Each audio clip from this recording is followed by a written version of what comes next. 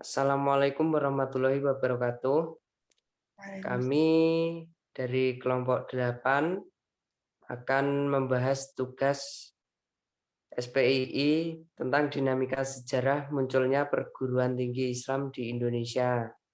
Sebelumnya, perkenalkan dulu, nama saya Cervin Aroman Laksana dengan NIM G00020011 dan rekan saya Mbak Hawa Nuran Syifahaya dengan NIM G00200016.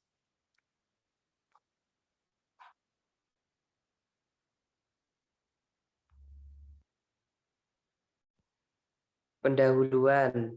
Eksistensi lembaga pendidikan tinggi Islam pada dasarnya didorong oleh dua faktor utama.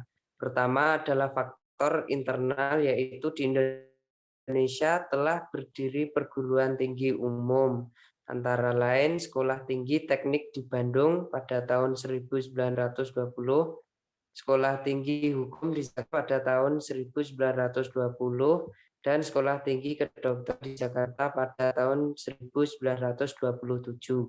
Kedua adalah faktor eksternal, yaitu respon atas kebutuhan masyarakat untuk merealisasikan kehidupan beragama di tanah air dan masuknya pengaruh ide-ide pembaruan pemikiran Islam ke Indonesia.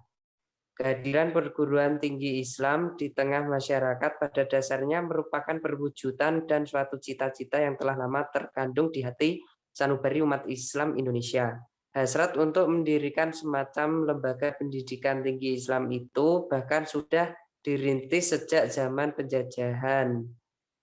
Dr. Satiman Wirosanjoyo dalam Pedoman Masyarakat nomor 15 tahun 1938 pernah melontarkan gagasan pentingnya sebuah lembaga pendidikan tinggi Islam dalam upaya mengangkat harga diri kaum muslim di tanah Hindia Belanda yang terjajah itu.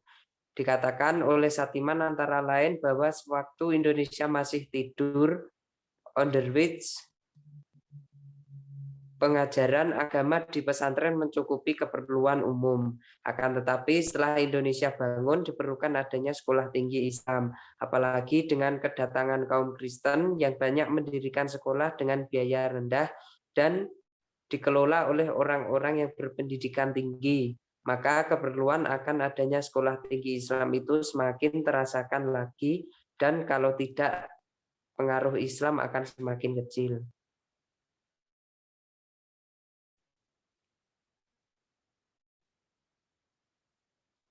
Beberapa fakta sejarah yang dapat dikemukakan antara lain, satu, Muhammad Natsir mengemukakan dalam bukunya Capita Selecta bahwa Dr. Satiman menjadi penggagas untuk mendirikan sekolah tinggi Islam di 3 tempat, yaitu Jakarta, Solo, dan Surabaya. Di Jakarta akan didirikan sekolah tinggi sebagai lanjutan dari Sekolah Menengah Muhammadiyah AMS yang bersifat kebaratan. Di Solo akan didirikan sekolah tinggi untuk mubalik. Di Surabaya akan didirikan sekolah tinggi yang akan menerima alumni pesantren.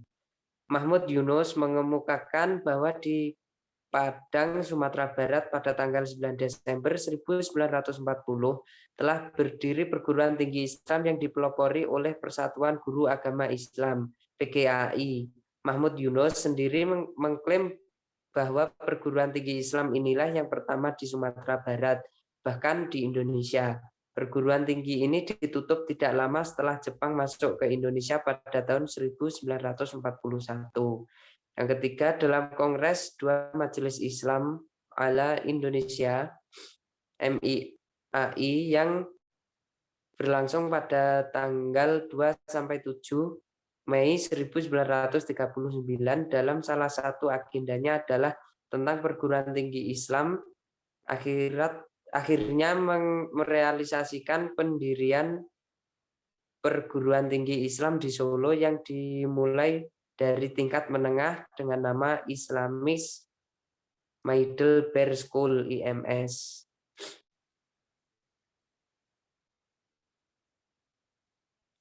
Latar belakang pendirian perguruan tinggi Islam. Awal abad ke-20 di Indonesia ditandai dengan kemunculan intelektual baru berpendidikan barat yang memunculkan gap dengan intelektual lama ulama. Kaum intelektual baru hasil didikan barat cenderung terpisah dengan intelektual lama.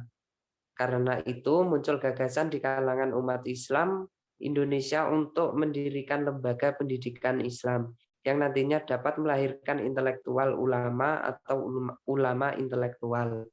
Wujud konkret dari kesadaran tampak dari pembaharuan sistem pendidikan Islam yang dilakukan oleh organisasi-organisasi Islam pada masa itu, seperti Jamiyat Al-Khairat 1905 di Jakarta, Sarekat Islam 1912 di Surakarta, Muhammadiyah 1912 di Yogyakarta, Al-Irsyad 1915 di Jakarta, Persatuan Umat Islam 1917 di Majalengka, Persis 1923 di Bandung, dan Nahdlatul Ulama 1926 di Surabaya.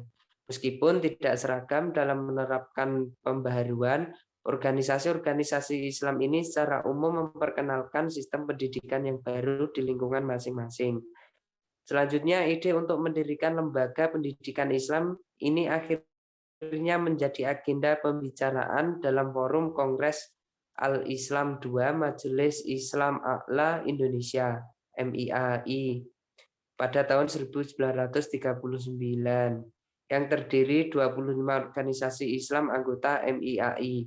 Keinginan umat Islam untuk mendirikan sebuah perguruan tinggi pertama kali diserukan oleh Satiman sebagai salah satu agenda Kongres Al-Islam II yang diadakan Majelis Islam A'la Indonesia MIAI pada tahun 1939. Pada tanggal 29 Januari 1943, para pemimpin MIAI mengadakan pertemuan yang menghasilkan 3 program, yaitu membangun sebuah masjid agung sebagai simbol bagi umat Islam Indonesia, mendirikan sebuah universitas Islam, dan membangun sebuah kantor perbendaharaan Islam pusat, Bait Al-Mal, untuk menerima zakat dan menyalurkannya kepada masyarakat yang membutuhkan. Dengan berlandaskan 3 program ini, maka kedepannya akan ada tujuan yang terarah dalam mengembangkan lembaga pendidikan Islam di Indonesia. Meskipun demikian, sampai pada akhir masa penjajahan Belanda, ide pendirian lembaga pendidikan Islam tersebut belum benar-benar bisa terrealisasi. Menjelang kemerdekaan, Masyumi yang merupakan organisasi Islam bentukan Jepang, memutuskan untuk mendirikan Sekolah Tinggi Islam STI di Jakarta. Keputusan Masyumi ini merupakan kelanjutan dari usaha-usaha yang telah dicoba oleh MIAI sejak awal tahun 1943.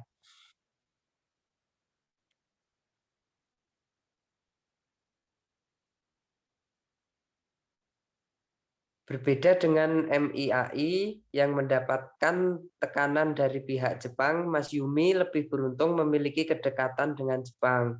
Melalui panitia pendirian tinggi Islam yang dipimpin oleh Muhammad Hatta, bentuk perguruan tinggi Islam mulai dirancang. Pada tahun 1945, tepatnya pada 27 Rajab 1364 Hijriah atau 8 Juli 1945, bersamaan dengan peringatan Isra Mi'raj Nabi Muhammad SAW, didirikan Sekolah Tinggi Islam di Jakarta atas bantuan Jepang. Pendirian lembaga pendidikan tinggi ini pada mulanya adalah untuk melahirkan alim ulama yang intelek, yaitu mereka yang mempelajari ilmu pengetahuan agama Islam secara luas dan mendalam, serta mempunyai pengetahuan umum yang perlu dalam masyarakat modern sekarang. Pendirian Universitas Islam Indonesia (UII) pada Desember 1945, STI ditutup untuk sementara karena saat itu Jakarta telah dikuasai kembali oleh pasukan sekutu yang dipimpin oleh Jenderal Kristiansson. Baru pada tanggal 10 April 1947, perguruan STI dibuka kembali di Yogyakarta oleh Presiden Soekarno dan Wakil Presiden Muhammad Hatta yang juga menjabat Ketua Dewan Pengurus STI. Dalam perkembangannya, STI menyepakati untuk meningkatkan efektivitas dan fungsi STI yang kemudian melahirkan kesepakatan untuk mengubah STI menjadi universitas. Pada tanggal 22 Maret 1948, Sekolah Tinggi Islam dirubah menjadi Universitas Islam Indonesia (UII) dengan Fakultas Agama, Fakultas Hukum, Fakultas Ekonomi, dan Fakultas Pendidikan. Sejak awal, visi akademik perguruan tinggi Islam telah digariskan. Dalam pidato, Muhammad Hatta ditegaskan bahwa di perguruan tinggi Islam, ilmu agama akan diintegrasikan dengan ilmu pengetahuan umum. Kendati demikian, tidak dapat dipungkiri bahwa fisik akademik STI lebih berorientasi keagamaan. Kondisi ini muncul karena kurikulum STI sedikit banyak meniru kurikulum Usuluddin Universitas Al-Azhar Mesir. Visi PTI sedikit mengalami perubahan setelah menjadi UII. Tujuan yang awalnya dimaksudkan untuk memberikan pendidikan yang baik para calon ulama akhirnya bergeser kepada fakultas-fakultas non-agama yang bersifat sekuler, seperti teknik, ekonomi, hukum, dan kedokteran, meskipun tetap berlandaskan pada nilai-nilai agama atau semangat keagamaan. Pada tanggal 14 Agustus 1950, Fakultas Agama yang semula ada di UII diserahkan kepada pemerintah, yakni Kementerian Agama, kemudian dijadikan Perguruan Tinggi Agama Islam (PTAIN) dengan PP nomor 34 tahun 1950. PTAIN ini diresmikan pada tanggal 26 September 1951, dihadiri oleh Menteri Agama Republik Indonesia A. Wahid Hasyim. Penyelenggaraan PTAIN selanjutnya diatur dengan peraturan bersama Menteri Agama dan Menteri PP dan tertanggal 21 Oktober 1951 yang ditandatangani oleh Ahmad Wahid Hasyim dan Mr. Wongsonegoro. Kelahiran ADIA, Akademisi Islam Ilmu Agama. Di samping PTAIN sebagai milik bersama Departemen Agama dan Departemen Pendidikan, Pengajaran dan Kebudayaan, didirikanlah Akademi Dinas Ilmu Agama (ADIA) di Jakarta dengan penetapan Menteri Agama nomor 1 tahun 1957. Adapun tujuan ADIA tersebut sebagai sambungan dari usaha mendirikan pendidikan guru agama atas (PGAA) dan Sekolah Guru dan Hakim Agama (SGHA). Akademi Dinas Ilmu Agama bertujuan mendidik dan mempersiapkan pegawai negeri untuk mencapai ijazah semi akademi dan akademi untuk dijadikan ahli didik agama pada sekolah-sekolah lanjutan, baik umum maupun agama dan kejuruan. Pada tahun 1957, di Jakarta didirikan Akademi Dinas Ilmu Agama (ADIA). Akademi ini bertujuan sebagai sekolah latihan bagi para pejabat yang berdinas di pemerintahan, Kementerian Agama, dan untuk pengajaran agama di sekolah. Lama studi di ADIA 5 tahun yang terdiri dari 2 tingkat, yaitu tingkat semi akademi 3 tahun dan tingkat akademi 2 tahun. Tiap-tiap tingkat memiliki 2 jurusan, jurusan pendidikan agama dan jurusan sastra. ADIA ditunjukkan untuk meningkatkan kualitas pegawai negeri dalam bidang keagamaan. ADIA terbuka hanya bagi pegawai-pegawai negeri. Setiap tahun atas usul Kepala Jabatan Pendidikan Agama ditunjuk oleh Menteri Agama sejumlah pegawai negeri supaya dengan tugas belajar mengikuti pendidikan pada akademi itu.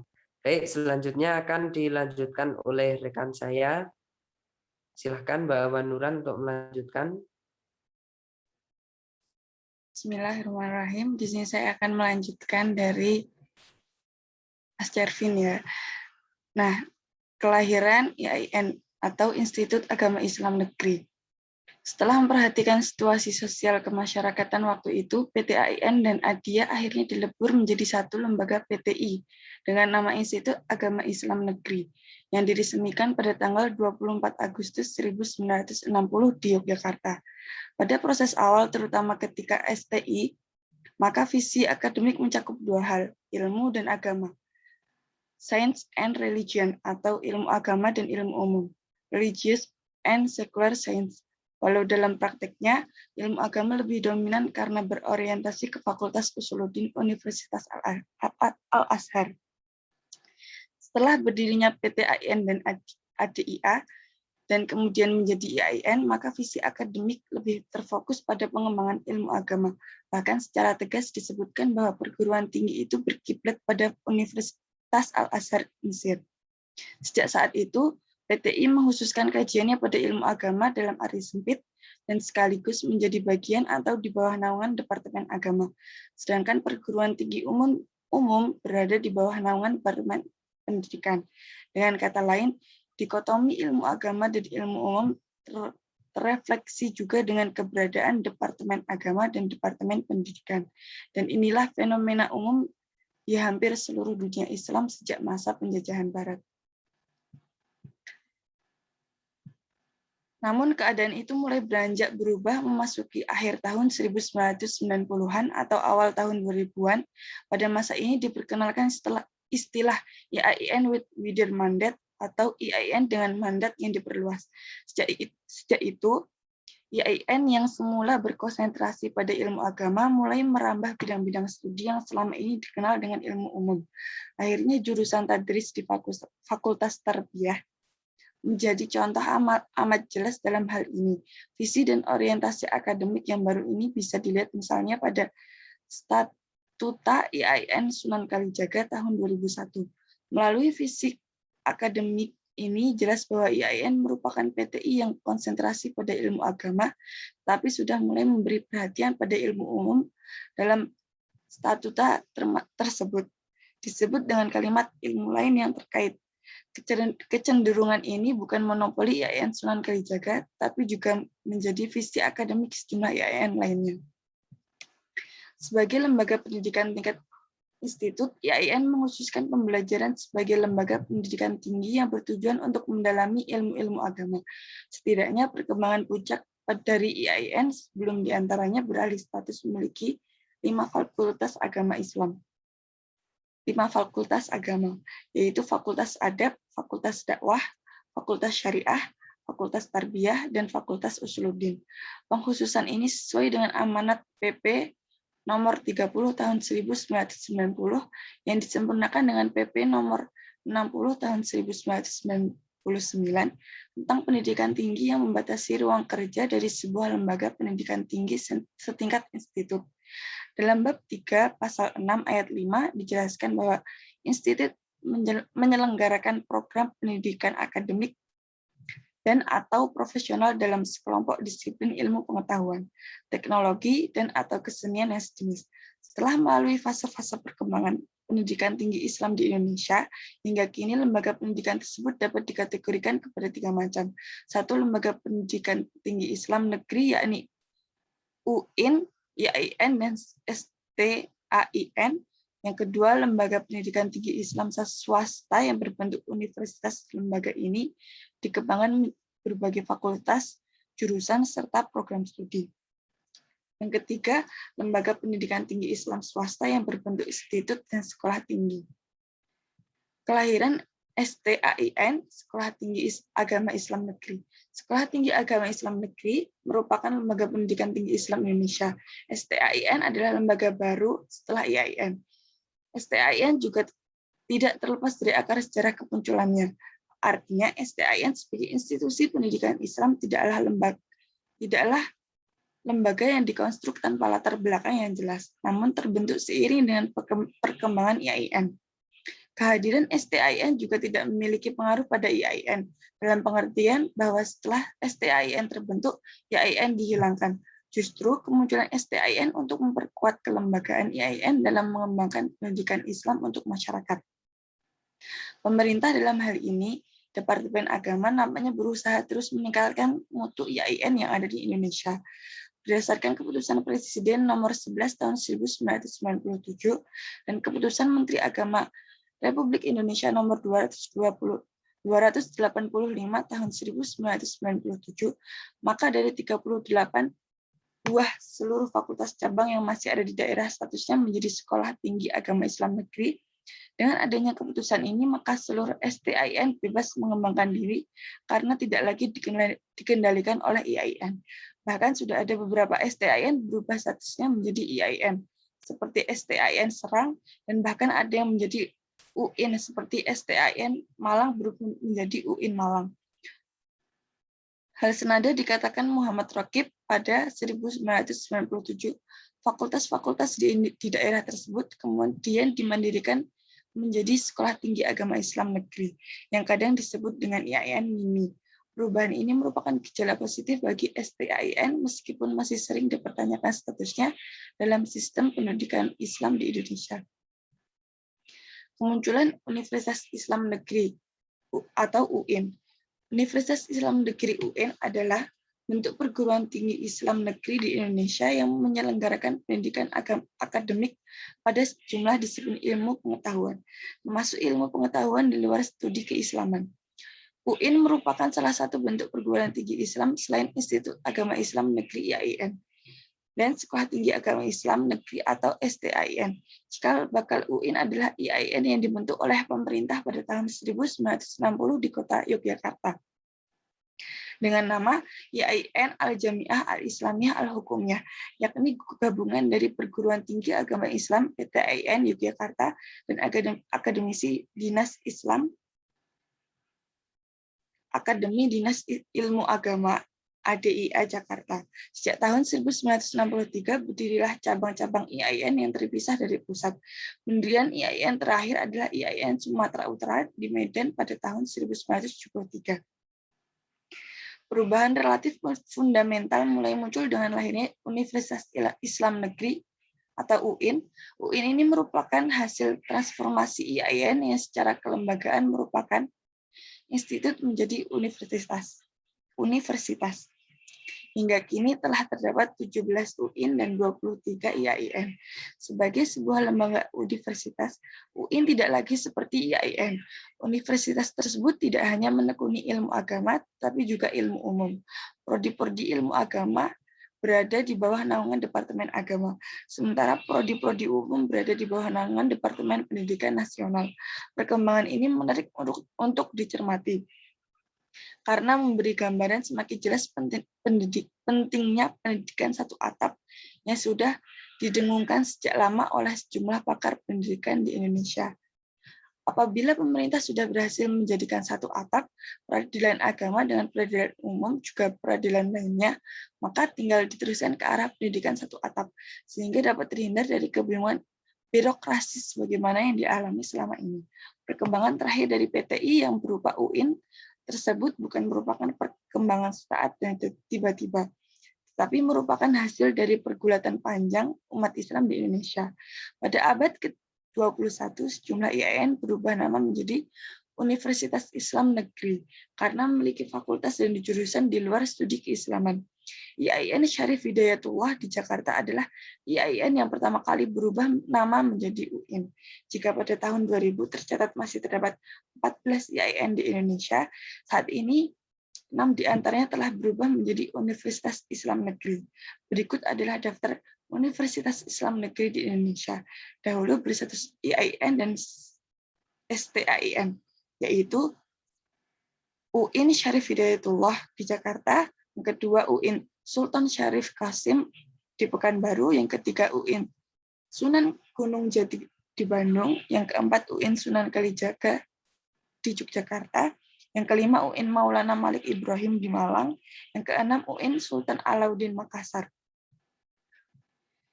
IAIN dan STIN menjadi UIN. Perkembangan dan dinamika keilmuan manusia tidak terlepas dari perkembangan situasi perkembangan zaman yang ada. Kenyataan masyarakat yang selalu berubah tidak dapat dimungkiri lagi seiring pemikiran manusia yang dinamis. Semangat keilmuan dalam pendidikan agama harus senantiasa merespon perkembangan global, sehingga pendidikan agama bukan semata aspek moralitas, sikap toleransi, dan kebersamaan.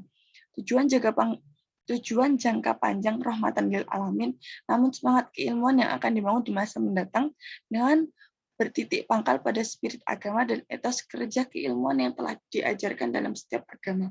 Tantangan modernisasi dan globalisasi yang cenderung membawa manusia menuju eksistensi humanistik, hedonistik, eksklusivisme, dan yang lebih buruk adalah dekadensi moral yang melanda hampir semua aspek kehidupan manusia. Argumentasi konversi IAIN atau STIN menjadi UN. Ada 7 argumentasi terjadinya kontroversi